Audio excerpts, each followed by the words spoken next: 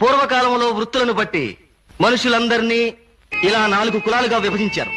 ఇందులో కండబలం ఉన్న రెండోవాడు, బుద్ధి బలం ఉన్న మొదటివాణ్ణి, ఆర్థిక బలం ఉన్న మూడోవాణ్ణి ఆశ్రయించి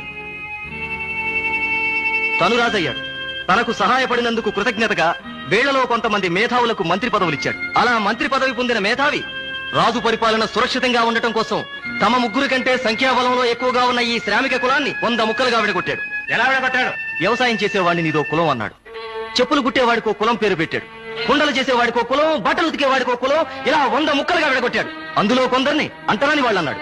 అలా కుల పట్టింపులతో, వర్గ ద్వేషాలతో ఈ శ్రామిక కులం నిత్యం కొట్టుకు చస్తుంటే రాజు హాయిగా పరిపాలన సాగించాడు. రాజుల రోజులు గడిచిపోయాయి. కాలం మారిపోయింది.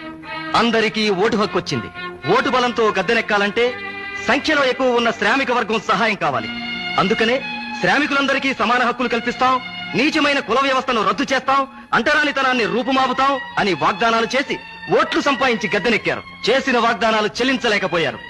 మళ్లీ మళ్లీ ఓటు అవసరం వచ్చింది.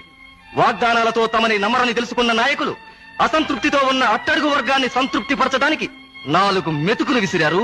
దానికే ముచ్చటగా రిజర్వేషన్ అని పేరు పెట్టారు. ఇది రిజర్వేషన్ల రాజకీయం.